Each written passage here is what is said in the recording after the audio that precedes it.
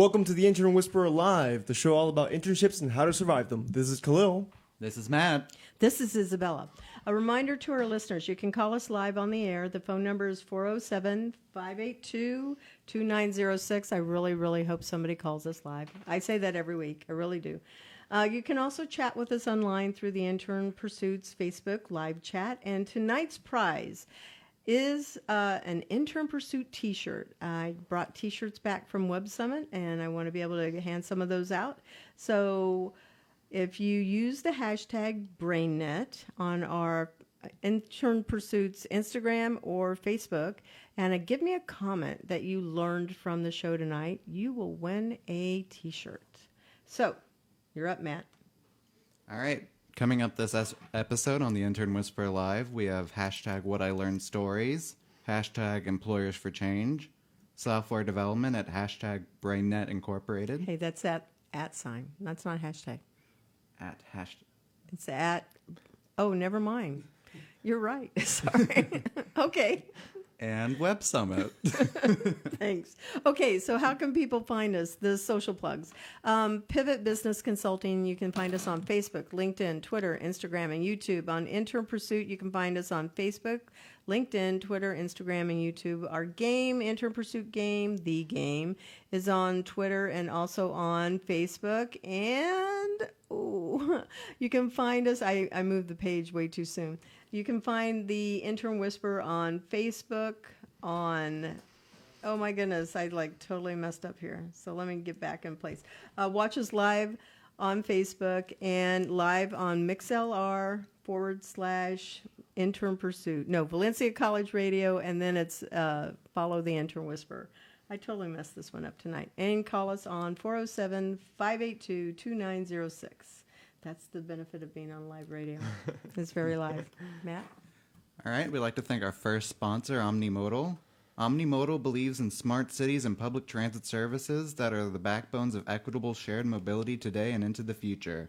Omnimodal works with smart cities to connect all commuters across modes of transportation to the Mobility as a Service marketplace. Their website is https://omnimodal.io. Thank you, Omnimodal, for sponsoring the Intern Whisperer.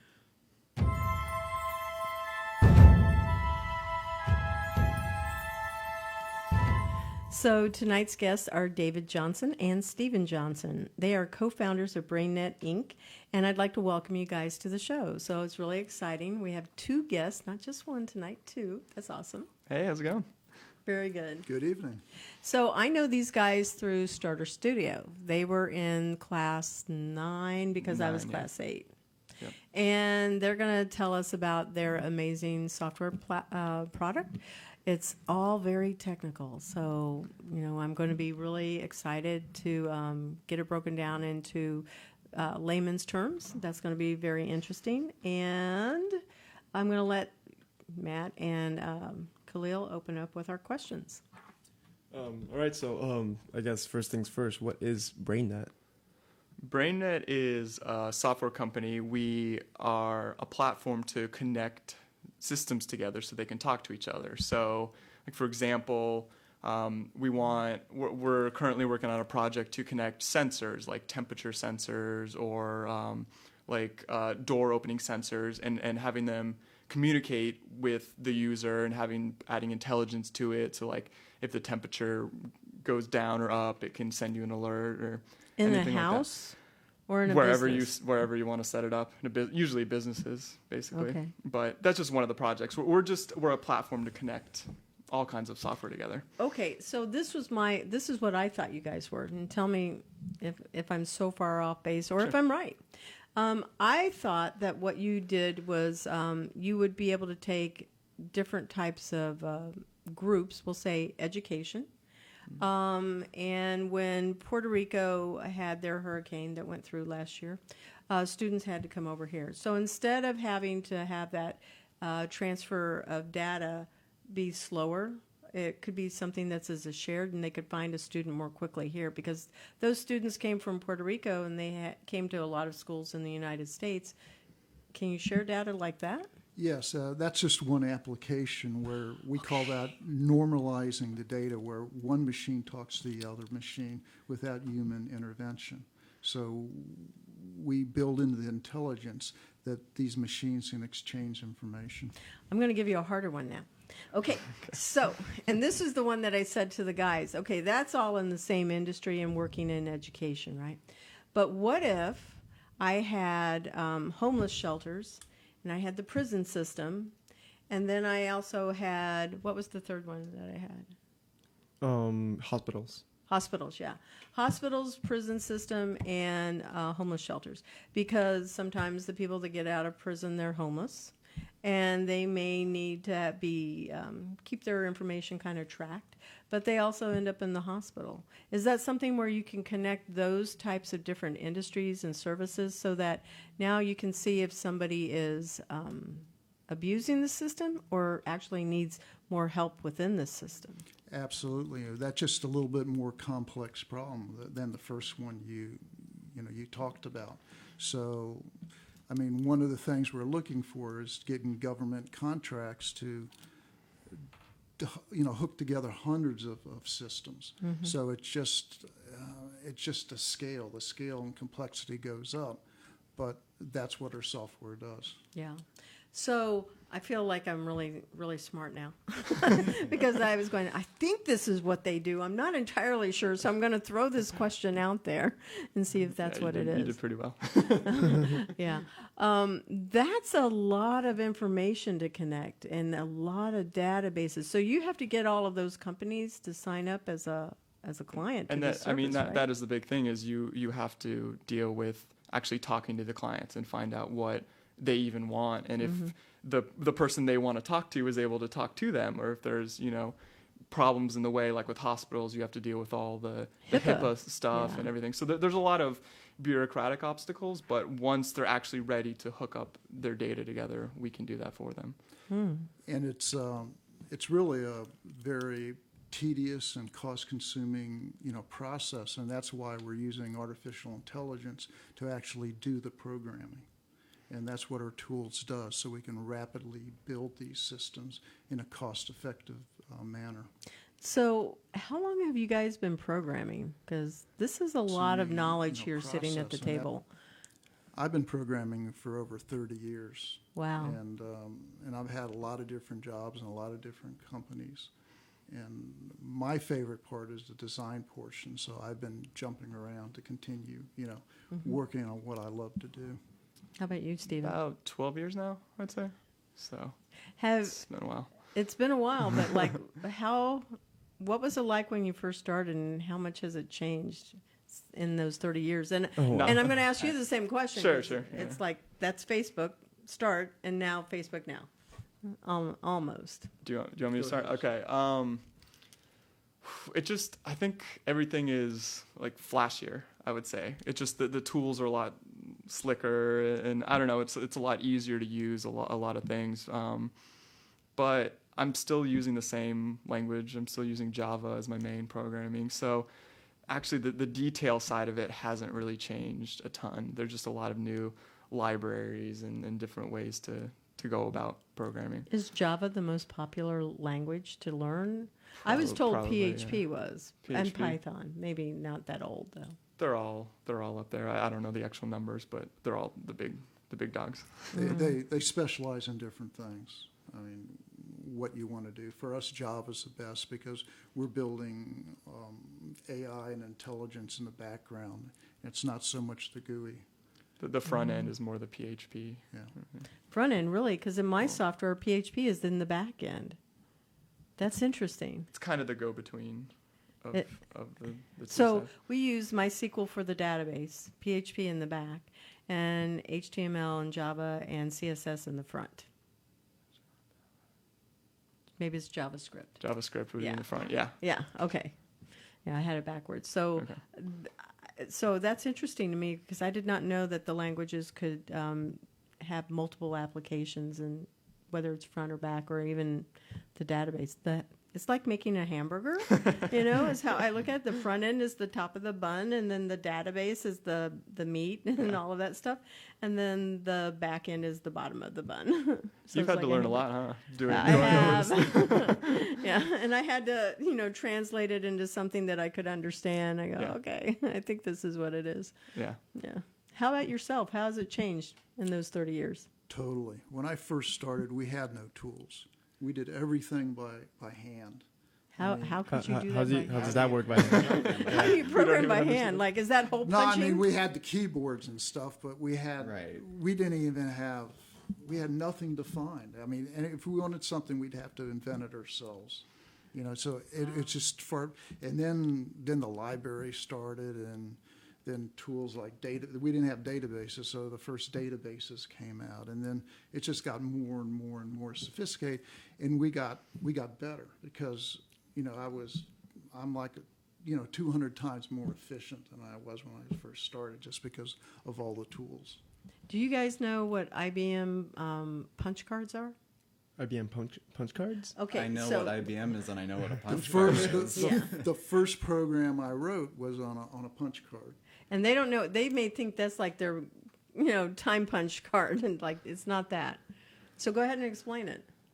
You have, you know, instead of typing out a line, you punch out a card, and then you have all these cards that you give, you know, to a central mainframe, and they run it for you. And so I had a project due, and I had to wait like 4 hours to get my response back. So when I first started, I would, you know, do it real quickly, and I make, you know, a few errors, and they'd give it back, and I'd correct a few errors, and I'd have to turn. It took me days to write a simple program. You know, I got better after a while. I would go through and fix all my problems before handing in the cards. But I'll give them an but example. now we have PCs, and we get instant feedback. It just you don't even have to think. You just let the computer tell Yeah, you it's the talking errors. to us. Yeah. So you guys know when you do those Scantron tests, like the pencil and the paper? Yeah. Yeah. Okay, it's like that, I but know they what a were punch- cards. Like a punch card, yeah. Yeah, but it's I not just like a didn't realize timesheet. it was used in If you go and you look at how, computation. yeah, it was really amazing, and giant mainframes, right? Yeah. Yeah, machines, and they would be like filling up Yeah. rooms. So I think he's talked about his like school project. He would bring a box of cards in to compile it. Like he would walk in that, like that's what he turned in. It wasn't like a floppy disk. It was like a box of cards. Yeah, Okay. that's it- interesting too. Yeah. And then those cards is the program, or the code of the program. Is that how that, or It would be like a one-line statement, which would be each card. okay? Okay. And so it's pulling it through, and it's reading that to. Well, it's a card reader. It's a big machine, and they would just read one card at a time very quickly. This all just sounds alien to me. Like, honestly. I feel like it's not because I've seen like movies of like Right. NASA. Exactly. Like doing Apollo 11, so I've seen like kind of in movies with computation, but Sure, it's not the same that's thing. yeah. I'm sure it's not the same thing, but to the I think it's pretty Yeah, close. but Pretty close. And then we got more advanced, and we started having dials that we click to program our machines, and then it got better and better and better. So, but at the beginning, Your dad's on. So, yeah, I saw. Yeah, you'll have to tell him hi. Write him a note. Yeah, so that's incredible. I know that was a huge deviation from where we were. Let's go ahead and we'll get back on track. So, what's our next question that you guys wanted to ask about? Matt? how did you come up with the name BrainNet? Why one word? Where'd that come from? I mean, coming up with a name is not easy. I don't know. That's like the Yeah. hardest part of Yeah. starting a business, I swear. It's just so I basically it just came down to us in a thesaurus looking up a bunch of words that had to do with our company and just trying to mash them together in different ways, just trying to come up with some kind of unique name. And BrainNet was available. And just one word just sounded more modern to me. I don't know, like BrainNet. It just seems kind of outdated. Everyone just kind of does like one word that doesn't really mean anything. So Yeah. just BrainNet. So, Okay. Khalil, tell him what you think that meant. What, the BrainNet? I Yeah. mean, it's what it sounds like a web of intellect. I don't know. A web of brains Yeah, all I together. mean, that's what And, it sounds like. and Like we the like that Matrix. image. Yeah, that's fine with us. That's exactly what we're doing, because we have the building blocks for like a neural network. So, And so it's though that's not a space we're in, Right. that's kind of our architecture. So Right. That's really interesting. Wow. That's really cool. Yeah, that's why we were like, ooh, Matrix. But yeah. Yeah. And that's where our conversation went in Matrix and went, oh, yeah, that's a really good movie. And we just Yeah. totally went all over the So place. like, and I guess, correct me if I'm wrong, your software could be applied to most of any data. It's really industry neutral. It can be applied anywhere, and we Just- are going after different industries. So just depending on what the client requests, it just can be anything. Yeah, depending on who the client is, it could be any kind of business Right. basically that needs to connect data And together. How do you? Because I remember asking, how do you like make money off of that, or how does that work? The business side of it, how does it work? The business model. Yeah. So we make the connections and then we license out. It's called a network thread that runs to make these, to have these connections actually possible. And so it runs at their site, or it can run in the cloud or whatever. And there's a monthly licensing fee for them. Okay. And so you guys let. I'm trying to like come to terms with this. Yeah. So you let companies share their data. Yeah. And do you sell that data or how do you? No, they handle their own data. They can do whatever they request of us. We can move their data, Okay. but we don't actually deal with their data. That's their thing. But Okay. we just move it around how they want it. Just give them the means to be able to like Right. transport it, basically. Yeah, we move it, but we also translate it and transform it in forms that their other machines can understand. Okay. Gotcha. We're just trying to keep Like up. how you were saying, the temperature readings could react in different ways in different Yeah, household and that's another. technologies. Yeah, you want different intelligence behind it. So Right. yeah, the temperature changes. You want to get an email about that, and we can add that intelligence in to make Yeah. that happen. So are there other companies that do this, or like big companies that are doing this right now? There's definitely a huge industry in connecting systems together, because I mean that's our world today is just interconnected right. systems. But they all have different architecture, and that gets into the really techie side. But we think they're doing it in a way that doesn't allow you to grow as big. Like as you add more and more connections, it just costs more and more money to update, to add more connections onto it. And we have kind of a system that it doesn't cost as much money. It's cheaper, it's faster, it's just better designed in how to make these connections. So it is like the Matrix. It's just like the Matrix. Just, you got it nailed. It's all of that code that's running through, and we really are the code. So We're in it. is that what would distinguish it from other companies who do the same thing, or? It's the architecture. Yeah, exactly. It's But it's also, we're distributed. We're not centralized intelligence, so it's more expensive to develop on our systems. Okay. So therefore, we had to come up with a way to lower the price and make it cheaper. So we're using artificial intelligence to rapidly build all these connections. And that's something our competitors don't have that I'm aware of. Okay. The ability to not only have a better architecture, but to do it quicker. All right. Has the company launched? Like, do you have clients? Yes, we Yeah. we have one client that we're building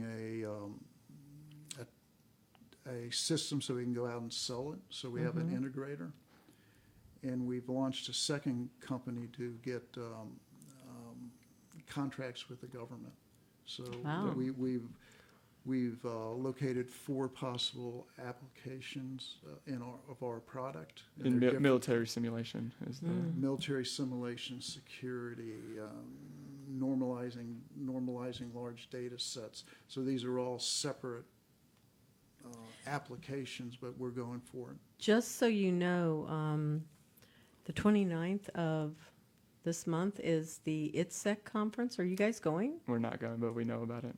Do you want to go? You could be. I'm going, and a few people are going with me, and we're taking the students around on the floor. You get to go for free.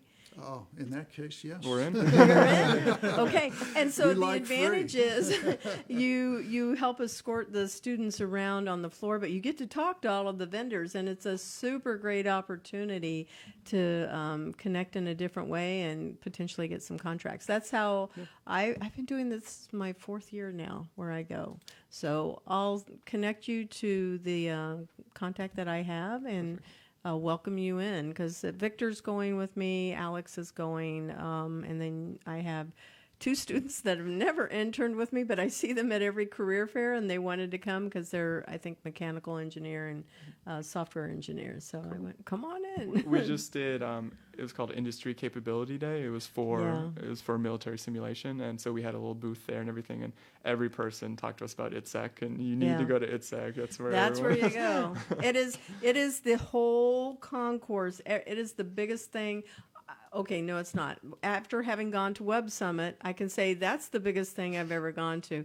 But ITSEC is like huge in here in the United States. And it is always in Orlando, and that's a huge draw. And it's they have 3 conferences in that simulation and defense arena, end of October, sometimes in September, October, and November.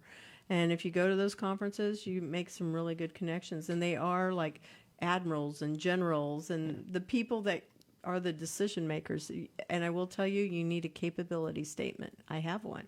And I was registering again on sam.gov so you can get contracts. Have you guys done that? We haven't registered yet now, but we've been looking at all it's the not contracts. hard, but then you become a pass-through contractor because you can get to work with a prime, and then they can subcontract you in. So it's a cool way. That's why I go. So we're partnering with a company. They specialize in bidding for these contracts, and they have tons of experience, and they knew every single contract that we already brought to them, and they're partnering to be our front end because we want to stay more back in the technical side, and so they're going to be the front to actually bid and win these contracts for us. So very good. Yeah, it's exciting. And so I'll connect you for sure. Well, that was good. I'm glad that came up in the conversation. Bringing people together. So I'm going to look at this. What distinguishes BrainNet? Well, you said really you answered this one from your other competitors out there, but we'll make sure we specifically ask that question. They mentioned the architect. I mean, go ahead. The go artificial deep. intelligence. Really. Explain it if you're the one. Yeah. I don't know. Did you have more to add? No, it's our The AI. architecture, the AI, our man-machine interface, which is very simple, very focused, and it's cross-disciplinary.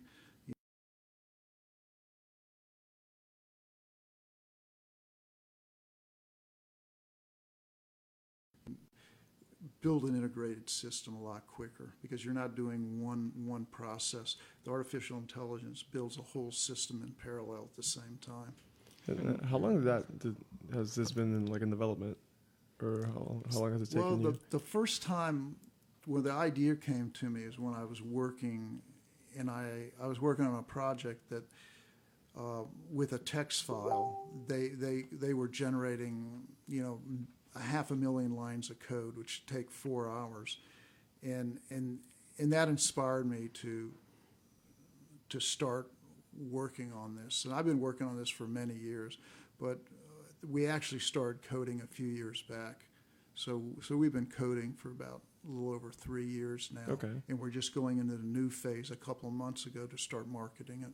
Yeah, we did the Starter Studio in the spring. Right.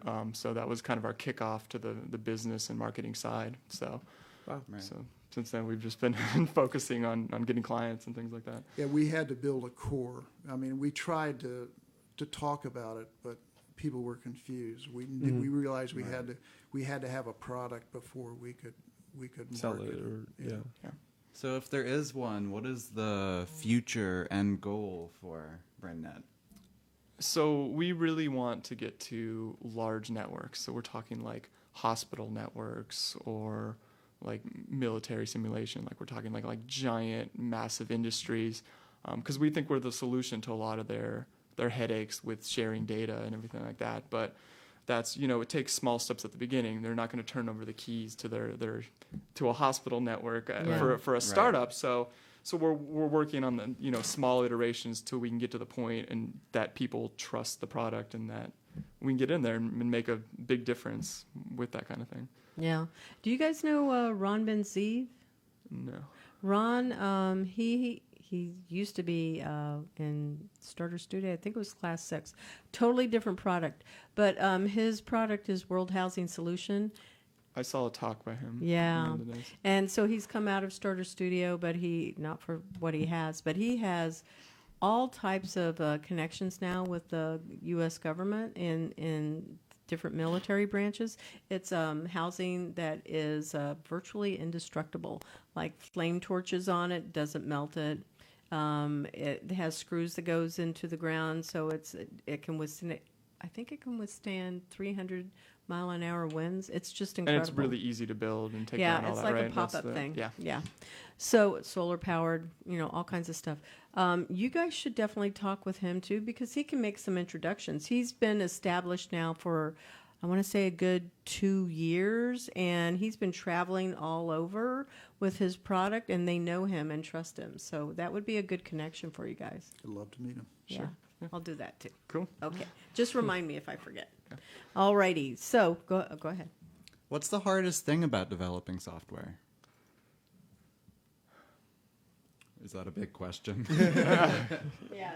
Developing software It's too open-ended. is not hard. To us, a hard part is the business part. Okay. That's the part we have to learn. How do you sell the hardware? I mean, we're both professionals, and we love to develop software. We love the creative aspects of it. But the challenge is to build a team, to make connections, to market it, to brand yourself. I mean, those are the challenges. Yeah, because we always need other people that don't have our, they don't have our skills. They can have some skills that we need, and that's the key is anything. You were going to say something, though. Oh, the hard part to me, because I've felt the same exact way. It's the programming side isn't hard. Like it might be time consuming in certain things, but it's never like the hard thing. The hard is everything outside of that, and that can be like doing small tech support things. You're trying to load up a program and it's just not working, and you spend a whole day trying to do it. But whenever you actually get into the code, that's the easy stuff. Yeah, because those are your gifts. That's what you guys do all the time, and it's easy for you. Yeah. The hard things, like financial statements, not something I absolutely love to do. Yeah. Yeah, so I But totally get it can even be the tech side on stuff outside of coding. That's just, why is this program not running? That's someone else's program or something like that. It's just, that's when it gets really frustrating. Yeah. So you guys have been having a student with you, Lucas Tremasso. He had worked with me, and now he's one of the Intern Pursuit students that's working with you. How has that been? Tell us about it. He's fantastic. He's very knowledgeable in programming, but it's a two-way street. Just learning how to program is different than building a system. So what we tried to do with him was to start small, where he'd be successful with a small procedure or method, and then we're growing him. Where now we've given him responsibility to design something, and he's excited about it. He has a lot of knowledge, and it's a win-win for both of us. I'm glad to hear that. I think he's brilliant. Yeah, and it's been great. Apart from what we can teach him, he's taught us a lot of stuff. Because he really stays up with the newest technology. So he was making recommendations for how we should build the new tools that we're working on, and the good. frameworks to use and things like that. And we really trust his opinions in that way, and we've gone with what he said. Yeah, that's excellent. Yeah, his research skills are super good. Yeah. I agree. So you were an intern at one time. What was that like? It was great, and it was doing exactly what my profession was. They were having me program. It was kind of like we're saying we're doing with Lucas, where they just would give me tasks and I would do it, and then so that transition into my actual working career was seamless. It was just going from internship to an actual job. There was no difference. It was just Did they kept hire giving me you tasks. there? No, they didn't. I got a job at another place. I think they would have eventually, but they didn't have the budget for it at the time. Got it. Yeah. That's usually one of the downsides is, but it's really good that you got some good skills behind you. And Yeah. you learned some good workflow and project management. And For sure, yeah. Yeah, Everything. They that's had me good. involved in the meetings, and I was a normal employee basically there. Yeah, doing things. that is the dream story. That is what you want to be able to hear. Yeah. Getting that experience where you're still studying, Yeah. I'm Yeah. sure it's beneficial. Yeah. I think so, and absolutely. I think for a young student too, it's somebody that's getting their first job. It's about building confidence more than anything. Yeah. So that they're comfortable and feel like they are contributing. Yeah, and I was going to school at UCF at the time for computer science, and I was learning things there and a lot of important things, but I was also like, this is so different than the working world. These are two separate things, and I can apply both to each other. But like, I need this work experience before I get my first job. Like, this is crucial. And is that what you graduated with? Yeah. Computer science. Computer science. Did not know he went to UCF, did you? Oh, I did. Did I you? saw it on his LinkedIn. Oh, okay. I just didn't know what degree. Yeah. Sorry, like I did a bit of stalking. Oh, before. you're fine. Nah, you did research. At least the most I could find. Yeah. Do you have any advice you could give to current computer science students at just any college?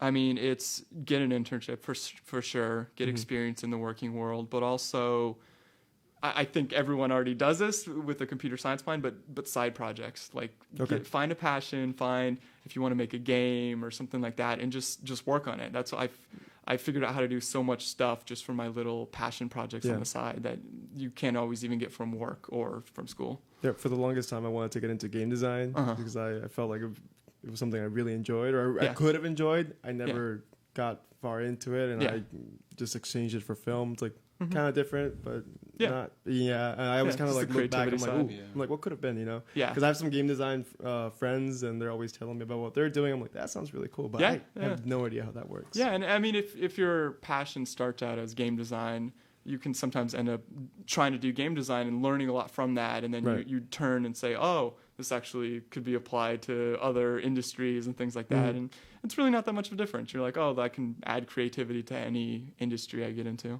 Yeah. I mean, I guess all knowledge is good knowledge. Yeah. Yeah. We could agree on that. So I just came back from Web Summit, and that was 70,000 people in one place, and it was amazing. I was in the Alpha program, and I would really recommend that you guys apply for that for next year. They only let 10% of the startups that apply come in, and each startup gets 1 day on the floor, and it is the busiest thing you will ever do. They put you into your categories of where you belong, so you would be over there on that AI side for sure. I was in a learning and HR field, so that was where my row was. You cannot believe how I came back with 200 connections. Wow. In 1 day. 1 day. And so it's like there's people in line to talk with you, and you have to have lots of cards, go with some marketing materials because people will take it. And I now understand how to use that to my, even more so to my advantage. Next year, I want to be able to be in the beta. They have an alpha and a beta. I had 2 people that were potential investors come up and talk with me. One was from KPMG, and then the other one was from an Italian accelerator. They said, send us your investor pitch deck. I don't have one of those, so I've been working on it yesterday, and I have to finish up a draft tonight so I can go over it with one of my mentors. And I'm going to ask Donna to look at it too. But like, I need to get it out the door because you never know. That can be where you get your funding. Oh yeah. And the biggest thing was the United States is not as represented there. It is a global web summit, and there's a focus on everybody is there but the United States, and that's funny to me.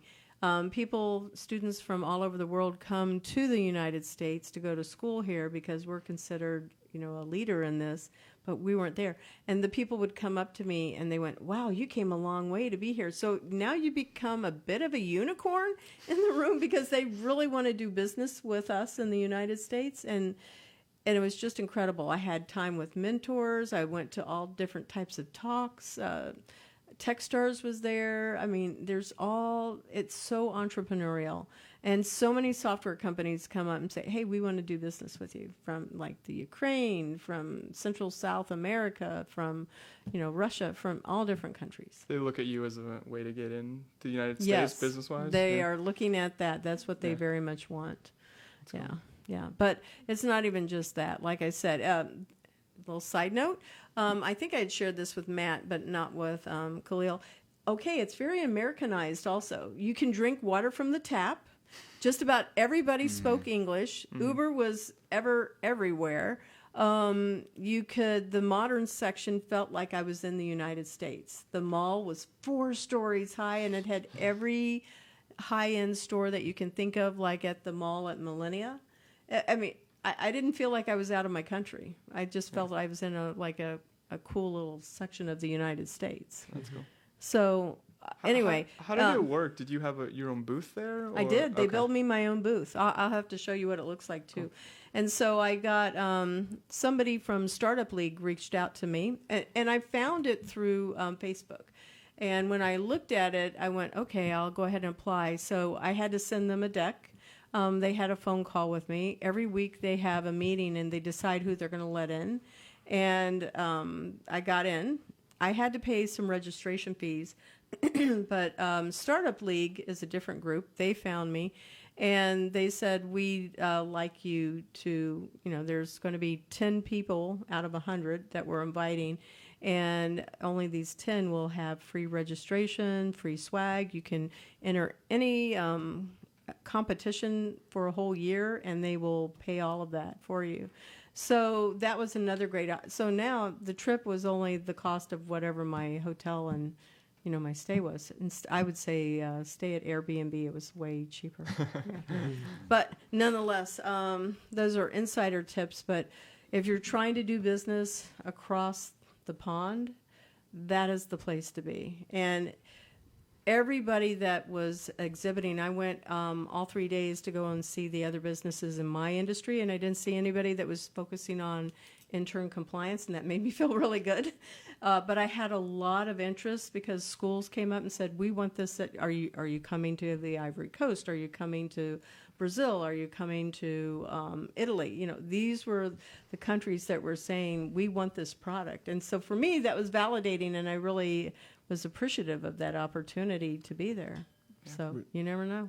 Would you, are you interested in taking your business abroad at some point, or is that like too far? Yeah, if you don't want to do business overseas, then you don't go. But yeah, there's so much potential everywhere that we don't feel the need to go around, because we've just seen so many opportunities here. But we're not opposed to moving somewhere, doing any of that kind of thing. I will tell you, there was even an additional economic incentive. So Portugal, if you have investor money and you apply to be in their accelerator, they give you matching money to whatever that investor gave you, so you could work in their country for 12 weeks. I'm going, I could do that. Now you just made, double the money for your project. So especially for 12 weeks, you can. Yeah, it's not that hard. No. It was really nice there. So anyway, that was super cool. Leaders. Let's talk about who your inspiring leaders are that have either shaped your thinking or given you your values, whatever it is that sets you on your course for life. David, let's start with you. Well, Steve Jobs of Apple. And the reason why was he was an innovator in our products and innovation. And there's a couple approaches, diametrically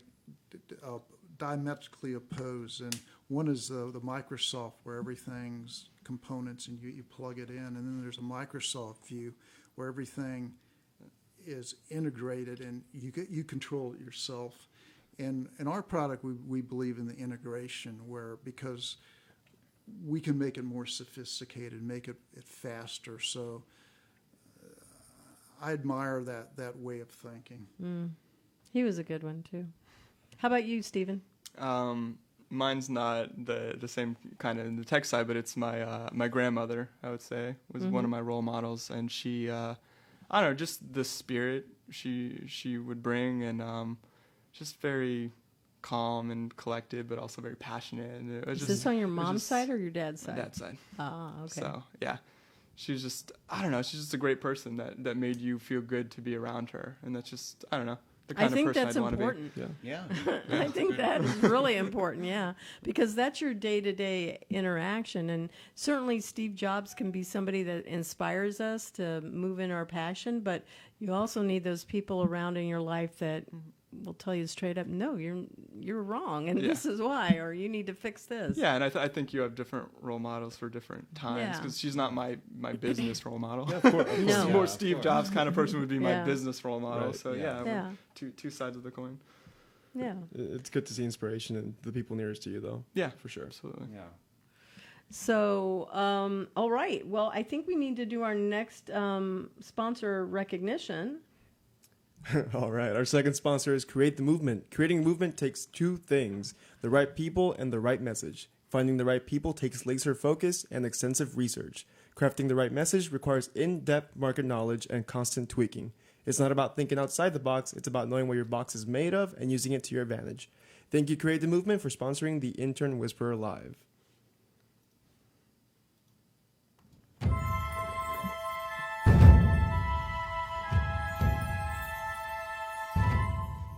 All right, so I know we're going to be wrapping up here.